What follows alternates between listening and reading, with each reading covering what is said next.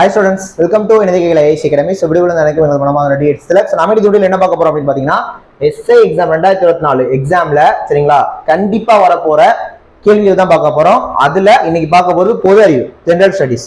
So கண்டிப்பா இருக்கக்கூடிய general studies questions நம்ம இந்த வீடியோல பார்க்க போறோம். நம்மளோட டார்கெட் 140 क्वेश्चंसக்கு 140 மே அடிக்கணும். ஏன்னா 140க்கு 140 அடிக்கணும். நம்மால அப்படி படிச்சாதான் ஒரு 130 நம்ம எடுக்க முடியும். 130 வேலைக்கு போக முடியும் சரிங்களா. அதனால நம்மளோட ஃபுல் ஃபோக்கஸும் 140க்கு 140 மே அடிக்கணும் அப்படிங்கறதான் சரிங்களா. நம்ம ஜிஎஸ் क्वेश्चंस எல்லாம் பார்க்க போறோம். தொடர்ந்து நம்ம ஜிஎஸ் சைக்காலஜி அப்படின்னு ஒரு நாளா பார்த்துட்டே இருக்கோம். தொடர்ந்து உங்களோட சப்போர்ட் கொடுங்க. நம்ம டெய்லி உங்களுக்கு வீடியோ கொண்டு வந்துறோம் சரிங்களா. கண்டிப்பா எஸ்ஏ எக்ஸாம் நம்ம பாஸ் பண்ணிடலாம். அதனால எஸ்ஏ எக்ஸாம் நினைச்சு யாரும் ஒரி பண்ண தேவையில்ல. சேம் டைம் நோட்டிஃபிகேஷன் வர வரைக்கும் வெயிட் பண்ண வேண்டாம். இப்போலேருந்தே படிங்க. கண்டிப்பா அப்பதான் நம்ம சக்சஸ் பண்ண முடியும். ஓகேவா? சோ வாங்க இப்ப நம்ம வீடியோக்குள்ள போயிடலாம். ஓகே, உங்களுக்கான ஃபர்ஸ்ட் கொஸ்டின் பாருங்க. இந்தியாவின் குறுக்கே செல்லும் சிறப்பு அச்சம் எதுன்னு கேக்குறாங்க. கடகரேகையா, மகர ரேகையா, புவிநடுக்கோடா, துருவ வட்டமா? என்ன ஆன்சர் வரும்? இந்தியாவின் குறுக்கே செல்லும் சிறப்பு அச்சம் ஆன்சர் வந்து பாத்தீங்கன்னா ஆக்சுவலா கடகரேகை தான். ஓகேவா? ஆன்சர் வந்து கடகரேகை தான். ஏன் அப்படின்னா இது எல்லாருக்குமே தெரியும். ஏன்னா இப்ப இந்தியா இருக்குல்ல, இந்தியாவை ரெண்டா பிரிக்கிறது இந்த கடகரேகை தான் சரிங்களா. இந்தியாவின் குறுக்கே செல்லும் சிறப்பு அச்சம் ஒரு கடகரேகை. சேம் டைம் எக்ஸாம்ல இந்தியாவை ரெண்டாக பிரிக்கும் ரேகை என்னன்னு கேட்டாங்கன்னா நீங்க வந்து பாத்தீங்கன்னா ஆன்சர் கடகரேகை தான் சொல்லணும். இந்த கடகரேகை வந்து பாத்தீங்கன்னா இந்தியால எந்தெந்த மாநிலங்கள் வழியா செல்லுது அப்படிங்கிறது ரொம்ப முக்கியம். அதுல எடுத்து பாத்தீங்கன்னா ஃபர்ஸ்ட் குஜராத்தை இந்த கடற்கரை வந்து கடந்து செல்லும். குறிப்பா குஜராத்ல ஜஸ்டான் அப்படிங்கிற ஏரியா, குஜராத்ல ஜஸ்டான் வழியா இந்த கடற்கரை போகுது. சேம் டைம் வந்து பாத்தீங்கன்னா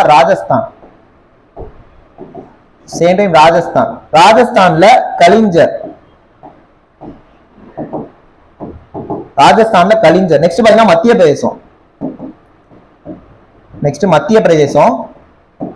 பிரதேசத்துல ஷாஜாப்பூர். நெக்ஸ்ட் பாத்தீங்கன்னா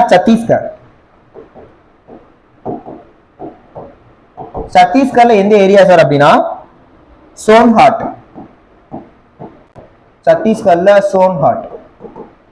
அடுத்து பாத்தீங்கன்னா ஜார்க்கண்ட்ல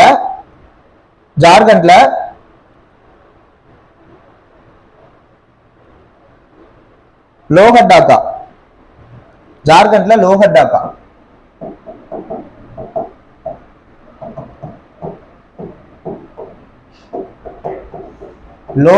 அப்படிங்கிற இடம். மேற்கு வங்கத்துல கிருஷ்ணாநகர்.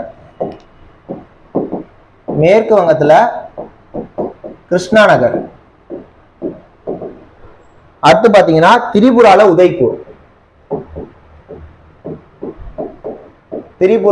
உதய்பூர். நெக்ஸ்ட் பாத்தீங்கன்னா மிசோரத்துல சம்பாய். இப்ப எக்ஸாம்ல எப்படி நம்ம கேள்வி கேட்கலாம்? இந்தியாவின் குறுக்கே செல்லும் சிறப்பு அச்சம் கடகரேகை. சேம் டைம் இந்தியாவை ரெண்டா பிரிக்கிறது கடகரேகை. இந்தியால எத்தனை மாநிலங்கள் வழியாக இந்த கடகரேகை கடந்து செல்கிறதுன்னு கேட்டாங்கன்னா ஆன்சர் 8 மாநிலம். குஜராத், ராஜஸ்தான், மத்திய பிரதேசம், ஜார்க்கண்ட், சத்தீஸ்கர், மேற்கு வங்கம், மிசோரம், திரிபுரா 8 மாநிலம்.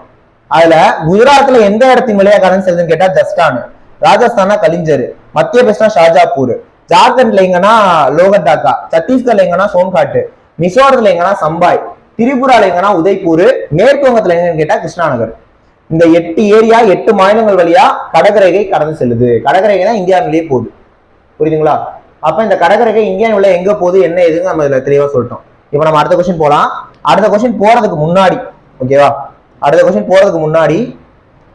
எஸ்ஐக்கு நம்ம அகாடமில online class, online test material எல்லாமே கொண்டு போயிட்டு இருக்கோம். ஃபீஸ் ரொம்ப கம்மியா வச்சிருக்கோம். ஓகேவா? நம்ம ஃபீஸ் ரொம்ப கம்மியா வச்சிருக்கோம். சேட்டம் எஸ்ஐக்கு ஆஃப்லைன்லயும் கிளாஸ் போயிட்டு இருக்கு. ஆஃப்லைன் கிளாஸ் வரவங்களுக்கு ஸ்பெஷலான ஒரு விஷயம் பண்றோம். என்னன்னா பிசிக்கல் வந்து உங்களுக்கு ஃப்ரீயா ப்ரொவைட் பண்ணிடும் சரிங்களா. இவ்வளவு விஷயங்கள் இருக்கு. தமிழ்நாட்டுல ஃபீஸ் நம்ம தான் கம்மியா வச்சிருக்கோம். ஓகேவா? சேம் டைம் எஸ்ஐக்கு உங்களுக்கு வேற எதனா டவுட்ஸ் இருக்கு, ஏதாவது கைடன்ஸ் வேணாலுமே கூட தாராளமா நீங்க இந்த நம்பர் கான்டாக்ட் பண்ணி டீடைல் கேட்டுக்கலாம். ஜாயின் பண்ணனால நீங்க பண்ணிக்கலாம். ஓகேவா? இப்போ வாங்க நம்ம தொடர்ந்து வீடியோ கண்டினியூ பண்ணலாம். Okay, second question. விஜயநகர பேரரசுக்கு வந்த இத்தாலி பயணி யாருன்னு கேக்குறாங்க. விஜயநகர பேரரசுக்கு வந்த இத்தாலிய பயணி. சோ இதுக்கான ஆன்சர் வந்து நிக்கோலோ கோண்டி தான் ஆன்சர். விஜயநகர பேரரசுக்கு வந்த இத்தாலிய பயணி யாருன்னு கேட்டாங்கன்னா ஆன்சர் வந்து நிக்கோலோ கோண்டி. இந்த விஜயநகர பேரரசு அப்படின்னு எடுத்தீங்கன்னா கிட்டத்தட்ட மொத்தமா ஒரு 300 வருஷம் வந்து பாத்தீங்கன்னா இந்தியால ஆட்சி பண்ணிருக்காங்க. யாரு? விஜயநகர பேரரசு. 4 மரபு இருக்கு. 4 மரபு. இந்த 4 மரபு உங்களுக்கு தெரியும் நினைக்கிறேன். ஃபர்ஸ்ட் வந்து பாத்தீங்கன்னா சங்கம மரபு. ஃபர்ஸ்ட் பாத்தீங்கன்னா சங்கம மரபு. இந்த சங்கம மரபை தோற்றுவித்தவர் யாருன்னா ஹரிஹரர் மற்றும் புக்கர் 2 பேர் சேர்ந்து. ஹரிஹரரும் புக்கரும் சேர்ந்து. சரிங்களா? செகண்ட் சாளுவ மரபு. செகண்ட் சாளுவ மரபு. இதை தோற்றுவித்தது சாளுவ நரசிம்மன். இதை தோற்றுவித்தவர் யாரு? சாளுவ நரசிம்மன். அடுத்து துளுவ மரபு. அடுத்து துளுவ மரபு. இதை தோற்றுவித்தது வீர நரசிம்மன். வீர நரசிம்மன். அடுத்து ஆரவீடு மரபு. அடுத்து ஆரவீடு மரபு. இதை தோற்றுவித்தது திருமலை. சரிங்களா? மொத்தமா 300 வருஷம் ஆட்சி பண்ணிருக்காங்க. என்னைக்கு இந்த எந்த வருஷத்துல விஜயநகர பேரரசு ஆரம்பிக்குது அப்படின்னா 1336. 1336. முதல் அந்த சங்கம மரபுங்கிறது 1336ல இருந்து 1485 வரைக்கும். சரிங்களா? கிட்டத்தட்ட ஒரு 150 வருஷத்துக்கிட்ட வருது. அடுத்து சாளுவ மரபு 1485ல இருந்து 1505. இது சும்மா இது ஒரு 20 வருஷம் தான். புரியுதா? நெக்ஸ்ட் துளுவ மரபுங்கிறது 1505ல இருந்து 1570 வரைக்கும் துளுவ மரபு. இது ஒரு 60 வருஷம். 60 வருஷத்துக்கு வருது. கடைசியா ஆரவீடு மரபு. ஆரவீடு மரபு 1570ல இருந்து 1672 வரைக்கும். இது கிட்டத்தட்ட ஒரு 100 வருஷம்.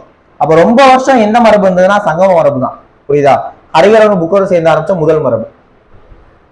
சோ விஜயநகர பேசு எப்படி கேள்வி கேட்டாலும் அடிச்சிடலாம். ரைட்டா? அடுத்த விஷயம் இல்லாமா? ஓகே. நெக்ஸ்ட் மேட்ச் ஃபாலோயிங் தான். ஓகேவா? ஆக்சுவலா ஃபர்ஸ்ட் क्वेश्चन வந்து ஜியோகிராஃபில இருந்து கேட்டிருக்காங்க. எஸ்ஏல ஜியோகிராஃபில இருந்து 10 क्वेश्चन வரும். செகண்ட் ஹிஸ்டரியில இருந்து பார்த்திருக்கோம். ஹிஸ்டரியில இருந்து 10 क्वेश्चन வரும். இது சயின்ஸ். குறிப்பா சயின்ஸ்ல இருந்து வந்து பாத்தீங்கன்னா 30 கேள்வி கேட்பாங்க. பயாலஜில இருந்து 15 கேள்வி, பிசிக்ஸ்ல இருந்து 10 கேள்வி, கெமிஸ்ட்ரில இருந்து 5 கேள்வி வரும். சயின்ஸ்ல 30 கேள்வி வரும். கொஞ்சம் எக்ஸ்ட்ரா ஃபோக்கஸ் பண்ணி படிக்கணும். ஸோ இது கொடுத்துருக்காங்க. காற்றழுத்த மானி, நீரியல் அழுத்தி, பால்மானி, சர்க்கரை மானி. இந்த பக்கம் அந்த இதெல்லாம் எதை அளக்க பயன்படுது அப்படின்ற மாதிரி மேட்ச் பண்ற மாதிரி கொடுத்துருக்காங்க. ஸோ இதை மேட்ச் பண்ணிடுவோமா? மேட்ச் பண்ணீங்க அப்படின்னா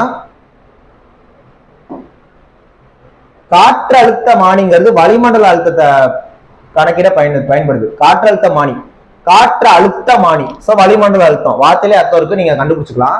நெக்ஸ்ட் நீரியல் அழுத்தி. நீரியல் அழுத்தி அப்படிங்கிறது பாஸ்கல் விதியில வரக்கூடியது. புரியுதா? பாஸ்கல் விதியில வரக்கூடியது.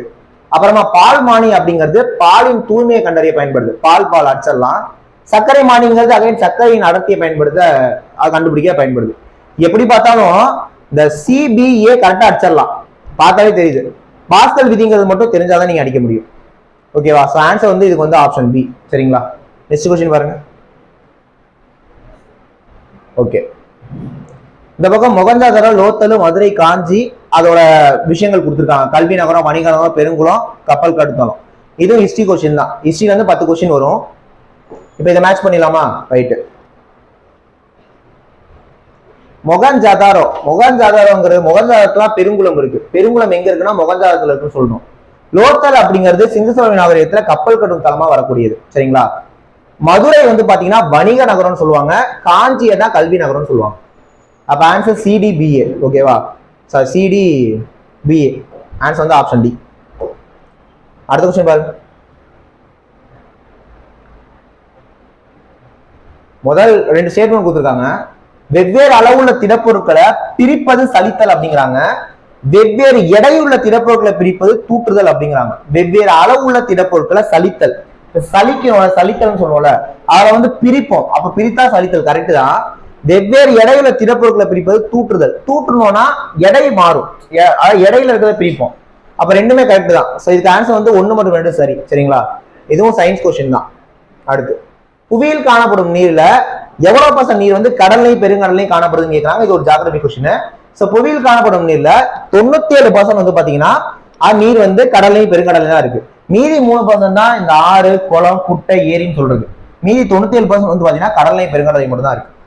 அடுத்து மஞ்சள் காமாலையால் ஹெப்படைட்டிஸ் பி வைரஸ் பாதிக்கப்படும் உறுப்பு என்னன்னு கேட்கறாங்க. சரிங்களா? ஸோ இதுக்கான ஆன்சர் வந்து பாத்தீங்கன்னா கல்லீரல். மஞ்சள் காமாலையினால பாதிக்கப்படுற உறுப்பு கல்லீரல். ஃபர்ஸ்ட் கல்லீரல் தான் பாதிக்கப்படும். ஆன்சர் வந்து ஆப்ஷன் ஏ. இது வந்து பயாலஜில, அதாவது நோய் அந்த கொஸ்டின், டிசீஸ் கொஸ்டின். டிசீஸ் வந்து கண்டிப்பா கொஸ்டின் கேட்பாங்க. இது அதாவது நம்ம ப்ரீவியஸ் கொஸ்டின் பார்த்துட்டு இருக்கோம். அதுல இது அப்போதைக்கு ஒரு GK question. Netflix, hot star, Amazon prime என்பது பிரபலமான ஓடிடி தரங்கள். ஆமா, ஓடிடினா ஓவர் தி டாப், கரெக்ட் தான். ஸோ ரெண்டுமே இல்லை, கரெக்ட் தான். ஸோ ஒன்று மட்டும் ரெண்டு சரி, ரெண்டுமே ரைட்டு. அடுத்து இது ரொம்ப முக்கியமா கேட்பாங்க, சரிங்களா? தவறான இணை என்னன்னு கேட்குறாங்கப்பா. தவறான இணை என்னன்னு கேட்குறாங்க. இதுல எது தவறுன்னு கேட்குறாங்க. குடியரசுத் தலைவர் 35 வயசு, ராஜ்யசபா உறுப்பினர் 30 வயது, லோக்சபா உறுப்பினர் 21 வயது, சட்ட மேலவை உறுப்பினர் 30 வயது. இதுல எது தப்புன்னு கேட்குறாங்க, சரிங்களா? இது கரெக்ட் ஆன்சர் வந்து என்ன அப்படின்னா, லோக்சபா உறுப்பினர் அப்படிங்கிறது 21 வயதுன்னு கொடுத்துருக்காங்களா, தப்பு. மற்றபடி குடியரசுத் தலைவர்னா 35 வயசு வேணும், ராஜ்யசபா உறுப்பினர்னா 30 வயது வேணும், சட்ட மேலவை உறுப்பினர்னா 30 வயது வேணும். லோக்சபா உறுப்பினர் ஆகிறதுக்கு 21 வயது இல்ல, 25 வயசு தேவை. லோக்சபா உறுப்பினர் ஆகணும்னா நமக்கு 25 வயசு மினிமம் இருக்கணும். 21 கொடுத்துருக்காங்க, ஸோ அது தப்பு. புரியுதா? ஸோ ஆன்சர் ஆட்டோமேட்டிக்கா ஆப்ஷன் சி தான். புரியுதுங்களா? ரைட். அடுத்து ஃபுல்லா மேட்ச் ஃபாலோயிங் தான். பண்டைய கால கல்வி முறை, வாதா கல்வி திட்டம், கட்டாய கல்வி சட்ட விதி, புதிய கல்வி திட்டம். இந்த பக்கம் அதை பத்தி கொடுத்துருக்காங்க, மேட்ச் பண்ணணும். ஓகேவா? மேட்ச் பண்ணி விட்டுலாம்.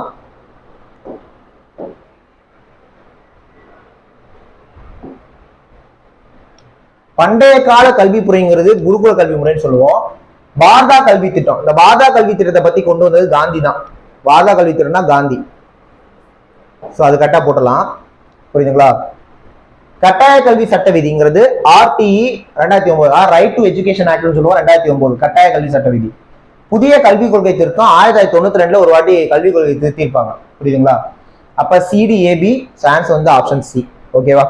ஸோ எஸ்ஏ எக்ஸாம்ல முக்கியமா வரக்கூடிய கேள்விகள் அப்படின்னு சொல்லிட்டு நம்ம ஒரு 10 கொஸ்டின் வந்து பார்த்துருக்கோம். ஆனா நான் டீடைல்ஸ் கொஞ்சம் நிறையவே சொல்லியிருக்கேன். ஓகேவா? கண்டிப்பா உங்களுக்கு வீடியோ யூஸ்ஃபுல்லா இருக்கும்னு நினைக்கிறேன். இதே மாதிரி ஜெனரல் ஸ்டடி, சைக்காலஜி பார்க்கலாம், அப்பப்போ டாபிக் வீடியோஸும் பார்க்கலாம். தொடர்ந்து நம்ம சேனல் பாருங்க, கண்டிப்பா எஸ்ஏ எக்ஸாமுக்கு அது உங்களுக்கு வேற லெவலில் யூஸ்ஃபுல்லா இருக்கும். ஓகேவா? சேம் டைம் நமக்கு எஸ்ஏக்கு கிளாஸஸ் போயிட்டு இருக்கு, ஜாயின் பண்ணிக்கோங்க. ஃபீஸ் ரொம்ப கம்மியாக வச்சிருக்கோம் தமிழ்நாட்டிலே. சேம் டைம் வந்து பார்த்தீங்கன்னா உங்களுக்கு வேற ஏதாவது டவுட்ஸ் இருக்கு, கிளாரிஃபிகேஷன் வேணாலும் நீங்க இந்த நம்பர் கான்டெக்ட் பண்ணி டீல் கேட்டுக்கலாம். நெக்ஸ்ட் வீடியோவில் பார்க்கலாம். தேங்க்யூ.